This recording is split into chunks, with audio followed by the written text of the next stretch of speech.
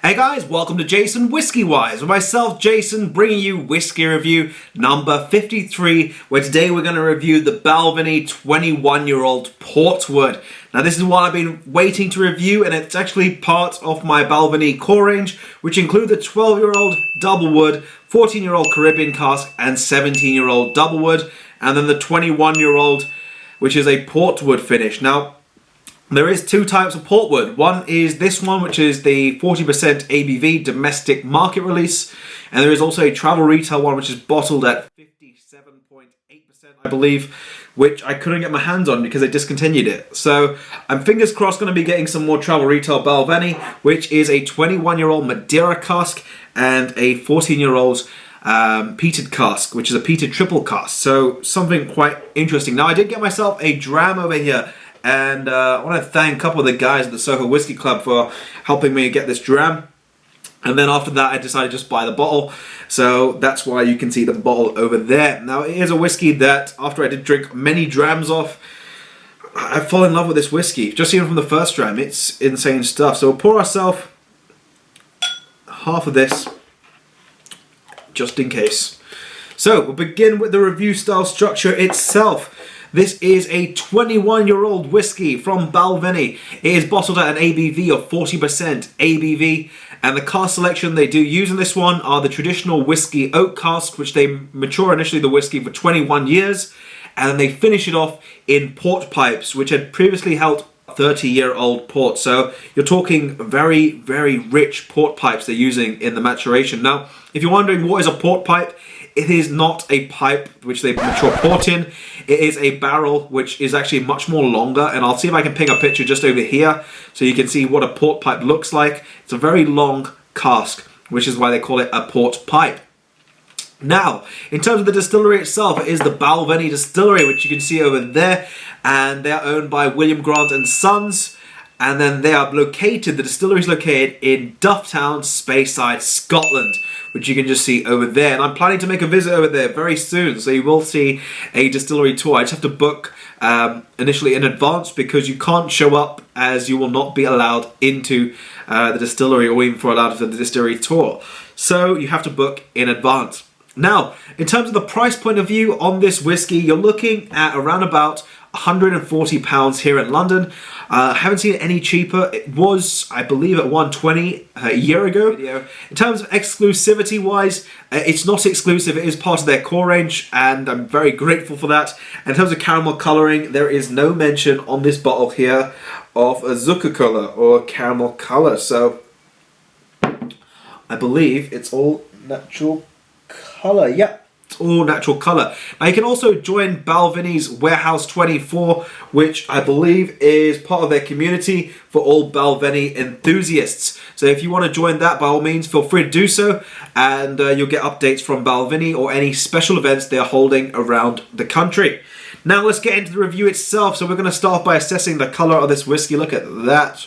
It is all natural colour, I believe, and that one has a sort of chestnut gold appearance to it, so a very nice colour indeed. Let's next move into the nose, so assessment of the nose. So to begin my initial assessment on the nose, this is such a gorgeous whiskey. This is initially starts off with something that reminds me of sweet bread, which is like sugar water over bread, which really makes it nice and sweet. Getting those nice fruity characters playing themselves in terms of berries. I'm talking raspberries, blackberries, red currants. What reminds me even a bit of strawberry jam in this one. It's got a nice combination. A little bit of what reminds me as well, as I mentioned this in the past, but this is more just towards raisin ice cream. So you're getting those raisin bits, a little bit nice creamy notes as well. Definitely a nice creaminess to this whiskey, just off the nose. It's interesting. I haven't even tasted it, and I'm getting the creamy notes on the nose. A little bit of peaches as well, which develops right behind the back, and a bit of apricots with a soft cinnamon spice. And after the whiskey does air out just a little bit more, it does give you that little bit of sweeter honey note, and it's more towards a floral honey, not one of those heavy, rich honey. So it's a bit softer floral honey. It's a very nice nose all in all. Something I really, really enjoy. So next we'll move into the palate for this whiskey. So to begin the actual notes on the palate, it does start off with a little bit of soft spice in terms of grated nutmeg. And then you're getting heaps and heaps of raisins. I'm really talking lots and lots of very nice sweet raisins. Actually reminds me a little bit of raisin bread. You know, you get those sort of healthy bread alternatives. Reminds me a little bit of that. I'm getting also a blood orange zest, and this is quite sort of sharp citrus note, but it's ever so rounded well with the sweetness. It's got a nice sort of silky, creamy mouthfeel to it, a nice viscosity in terms of the palate. Reminds me of actually if you're taking a dollop of double cream and you're just putting that on the palate. That's exactly what it reminds me of, as it develops ever so slightly, and a very nice full texture. Very, very nice full texture. I'm going to have another sip. I'm getting a little bit of a vanilla note as well, which is ever so soft. It's nowhere near as the same as the double woods. The Portwoods definitely giving you a lot more of that port finish, and even though it's just a finish, it's quite surprising. So second sip. So from the second sip, I'm getting those vanilla notes again, but a combination of those fruity notes are just really just caressing my palate really well. Reminds me of actually lots of berries again, more like a berry fruit salad. There's blackberries, raspberries, a little bit of cranberries, but lots of sort of red fruits initially, even red plums, so to speak, and a very sort of little nutty note as well at the end. It sort of reminds me of hazelnuts. Really, really loving this one. The texture on the palate is just so enjoyable. It's one of those whiskies I just really love, and I'm a big fan of Portwood finishes as well. So if anything port casts, I really do enjoy them.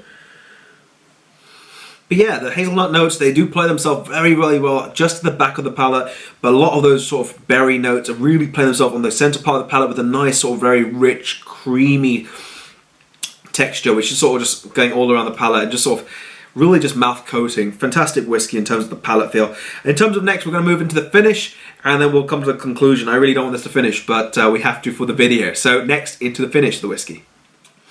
So into the finish of this whiskey. I just really love this one. In terms of finish, it's got a nice, long, creamy finish. You're getting a lot of those raisins coming back, honey, a little bit of sweet tobacco leaf. Again, more raisins. I just love these sort of notes of raisins, but it's so gentle. It's not overpowering.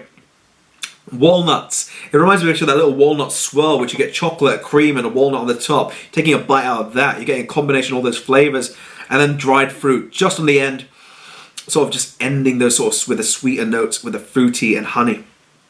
Really great stuff. So I'm going to give my rating for this whiskey, and this is one that it's going to get a very solid rating from me in terms of my opinion. I'm giving this one, let me see if I can hide that underneath. Will that stand? I'm giving this one a 93 out of 100. The reason behind that is just like, it's my initial notes, which I've got just to my right. Initially they just say, just wow.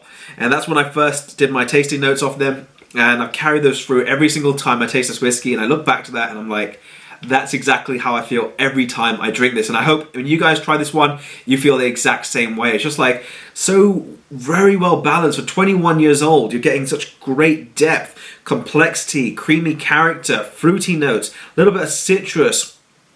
The creation of this whiskey is just generally stunning, and I really, David Stewart for making such an incredible whiskey. This is one of his creations, which I will be thoroughly enjoying and sharing with many of my friends and people who are new to whiskey as well, because I think it's a superb dram from Balvenie. In terms of, I tried even the 30-year-old, but I'm not going to mention that too much in depth, but 21-year-old at the moment is just incredible whiskey. And I really want to get my hands on the travel retail if I can to see how that compares with this one. In terms of adding water, I'm just going to quickly mention that. Water I will add a little bit of water, and I have tried it in the past. And water, if you don't have time, water just speeds up that sort of initial softening, the little bit of spice, which is initially you get on entry. But the water does sort of take it away. I would not add any ice to this whiskey. Maybe one drop of water just breaks it down ever so slightly. If not, just leave it with a bit of time, sip this whiskey, enjoy the notes. Superb stuff. In terms of price point of view, it is priced at £140.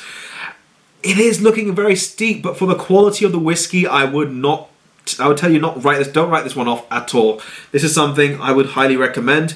Even at £140, I would pay money for this. If it was £150, I'd pay money. Up to maybe around about £170, I would then take a step back. But at the moment, fairly priced. If I ever find it anything cheaper than £120, I'm buying this in bulk. as I really did enjoy the flavour profile on this one. And I do love my port cask finishes, and this is superb. From Scotland, port cask finish, superb stuff. And you guys know I love my Cavalan, and they produce good Portwoods, but fantastic stuff over here from Balvenie, the 21 Portwood, superb whiskey. So on that note, 93 out of 100 before I ramble on any longer. That's my rating for this whiskey. If you have missed any of my other videos, be sure to check out the 12 Doublewood, the 14-year-old Caribbean cask, and the 17-year-old Doublewood over here, part of the core range from Balvenie. Be sure to click my subscribe button, and also be sure to like this video if you have enjoyed it. By all means, drop a subscribe as well if you're new to my channel, and if you love me rambling on about whiskey. But on that note, this has been JasonWhiskyWise, and I'll catch you all for the next video.